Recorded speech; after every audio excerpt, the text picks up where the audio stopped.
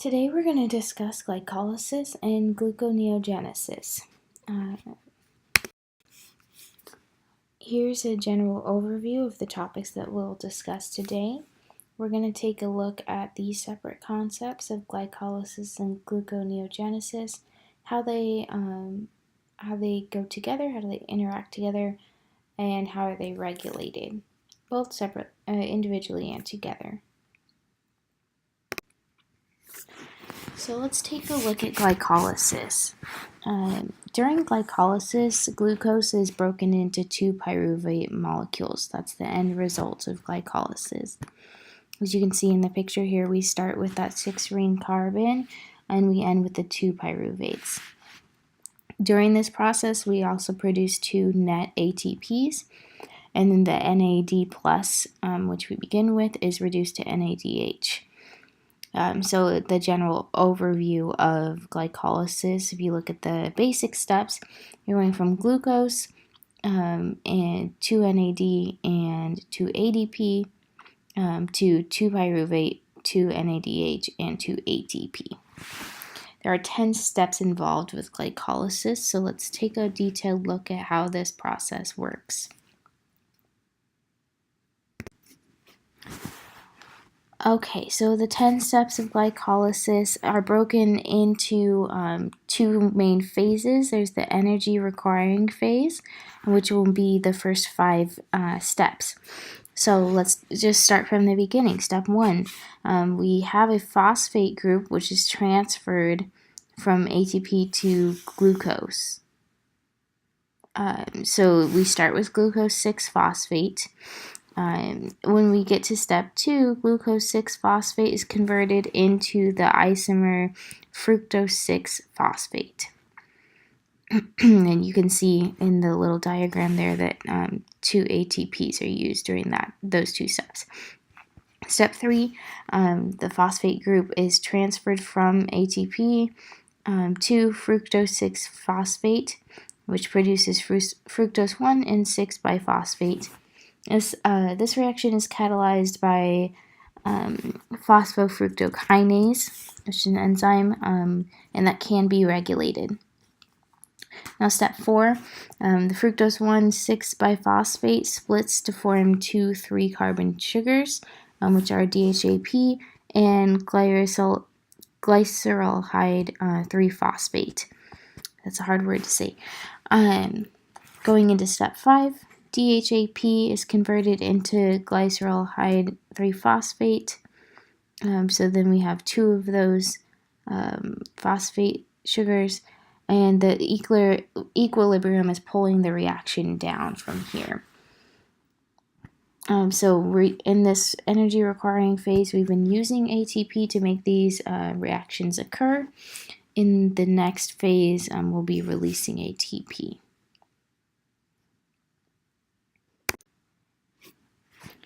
Okay, so let's take a look at gluconeogenesis. So gluconeogenesis helps to regulate the blood glucose level, which is the constant amount of glucose found in the blood. Now there's 2 different glucose states that a person might have. There's the fed state, which is when nutrients ingested are being directly contributed to the blood glucose levels.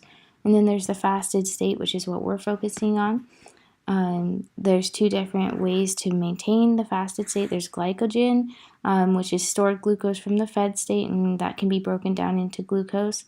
However, there's not a ton of glycogen in the body. There's not enough to maintain homeostasis. So that's where gluconeogenesis comes in. The body takes molecules from amino acids and lactate and reconfigures them to produce glucose. So let's take a look at the steps of that. Okay, so let's take a look at the steps of gluconeogenesis. So the steps of gluconeogenesis is actually a reverse pathway of glycolysis. So all the reactions are the same as glycolysis in reverse except 3 of them, which are pointed to with red arrows on the image on the right. So the glycolysis pathway goes from right to left on this image. The gluconeogenesis pathway goes from left to right.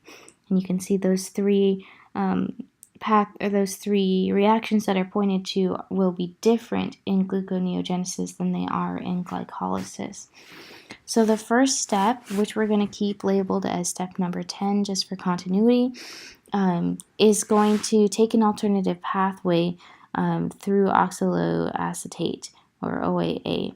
So pyruvate is converted to OAA, which is catalyzed using the PEP carboxykinase to form PEP. So that kinase is used to catalyze the reaction and form the PEP. So there's an alternative pathway rather than the direct pathway that was taken in glycolysis. Then we go skip all the way back to step 3. All of those other reactions in between will be the same, just in reverse. So in step 3, we are converting 6-biphosphate to fructose 1, and this is facilitated by fructose 1,6-biphosphatase. So the biphosphatase is the important difference here in step 3. And then we skip a step and we go back to step 1. So this is converting glucose 6-phosphate to glucose, and this is facilitated by the alternative pathway of glucose 6-phosphatase.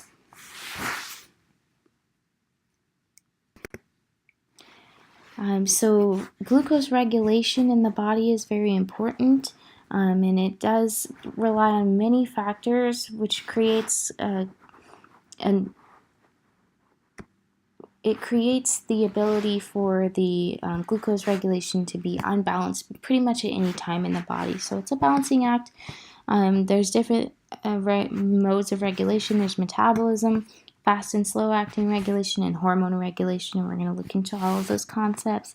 But the main thing you need to know is that glucose levels in the body are very important, and if they aren't balanced, then the whole body will be off balance as well. So it is important that we regulate these concepts. So glucose regulation through metabolism. Metabolism is the bodily processes that are needed to maintain life. So basically when we're referring to metabolism, it's keeping the body in a homeostatic state. During conventional metabolism and glucose metabolism, the body turns food into energy.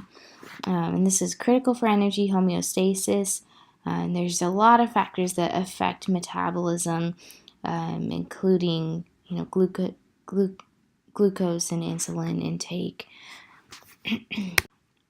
So the balance of glycolysis and gluconeogenesis. Now, these two processes have to work hand in hand in order to maintain blood glucose levels and regulate metabolism and the homeostatic state of the body. Now, there's two metabolic pathways that do regulate blood glucose, and those are glycolysis and gluconeogenesis. And like I said, they are in balance with each other. The body wants to make sure at all times that there's either a net breakdown or a net production of glucose. So the body is focused either on breaking down excessive glucose or creating more glucose so that the body can stay in that homeostatic state and the blood glucose level can be right where it wants it to be. So let's talk about the different ways of regulating blood glucose. There's fast regulation. So if you look at Le Chatelier's principle, this is basically saying that any change in equilibrium, the body will adjust to counter that change and return the system back to homeostasis. So this is important because when we're regulating glucose, you can kind of think of it like a teeter-totter. It needs to be leveled off, not heavy on one end and light on the other end. The body does have ways of maintaining that level state so that there's not an excessive amount of glucose or not enough glucose in the body. There's allosteric regulation, which allosteric regulators bind to a portion of the enzyme that is not the active site. So this is kind of an unusual regulator. Most regulators will bind to the active site. Allosteric regulators can be inhibitory or they can be positive, which means they promote the action in which the enzymes are involved. Second kind of regulation is slow regulation. So slow regulation tends to take advantage of transcriptional changes within the cell. So the process, transcription is the process of converting DNA to mRNA to enzymes, which is really important when we're talking about glucose. It upregulates the process like gluconeogenesis so that the system can dump glucose into the blood. So basically, it just makes those transcriptional changes have a larger effect on the glucose and allows the organism to adapt to long-term changes. So it is a lot slower of a process, but it is just as effective. Now, hormonal regulation is very important because hormones do play a big part in our glucose intake. And the ability for the body to produce specific hormones to regulate metabolic pathways is basically what we're talking about when we say hormonal regulation. So why is that important? Well, insulin and glucagon are released from the body when it deviates from the blood glucose level. So hormones are triggered to act whenever the blood glucose level is off, either positive or negative. And as we discussed, the blood glucose level is a certain amount of blood glucose that the body wants to have at any particular time. So hormonal regulation is not slow or fast. It is triggered in response to the insulin and glucagon levels in the body, and so it can be either or it can take its own time. It really isn't regulated by a specific amount of time. So let's talk about the regulation of glycolysis. So we're going to apply those principles of fast, slow, and hormonal regulation here. Now, glucose is converted to pyruvate through a series of equilibria, as we showed in the steps of glycolysis. So when we're talking about Le-Chatelier's principle, those series of equilibria are balancing out the reactions as it goes through glycolysis. So a rise in glucose pushes the equilibria towards the production of pyruvate. So the body wants to regulate itself and get itself back to normal. So if there's a lot of glucose in the body, then it will go through the pathway necessary in order to release some of that glucose. Now, there's also allosteric regulators involved with glycolysis, since ATP is an allosteric regulator. So when there's a net release of ATP during the oxidative breakdown of glucose, this becomes an inhibitory effect. So it actually tells the body to stop producing an excessive amount of glucose. So when the blood glucose rises, the body is triggered to release insulin. So that's the hormonal regulation. When there's too much glucose in the body, the hormone insulin is triggered to be released, which does act as an inhibitor as well.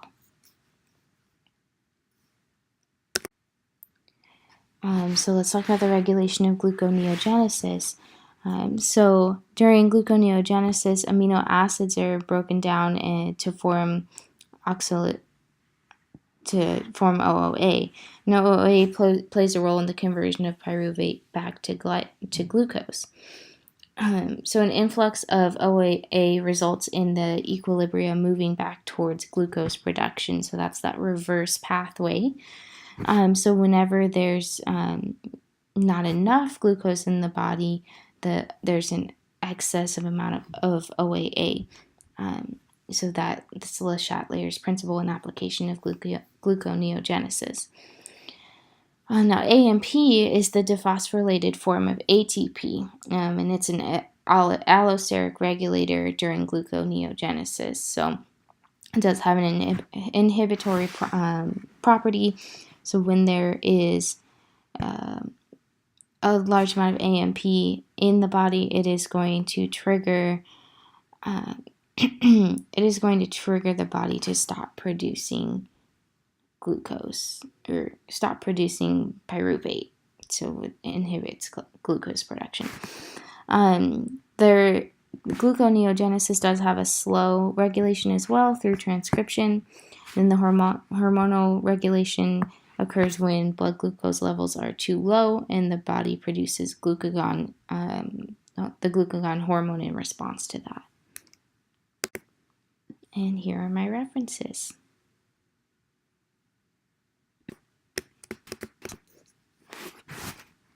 So now we're in the energy releasing phase, which is steps 6 through 10. So in step 6, two reactions are occurring. There's the glyceraldehyde 3-phosphate, which is oxidized, and the NAD plus is reduced to NADH. So the overall reaction during step 6 is exergenic. It's producing energy, and it forms 1,3-biphosphoglycerate. Now in step 7, the 1,3-biphosphoglycerate donates a phosphate group to ADP, which produces an ATP molecule and converts it to 3-phosphoglycerate. Now in step 8, the 3-phosphoglycerate is converted into 2-phosphoglycerate, so it loses a phosphate there. Step 9, the 2-phosphoglycerate loses a water molecule and becomes phosphophenylpyruvate, PEP for short. It's a lot easier to pronounce. Now the PEP in step 10 donates its phosphate group to ADP. This makes a second ATP. The first ATP was created in that 7th step. And when the phosphate is lost, the PEP converts into pyruvate, and we have our end product.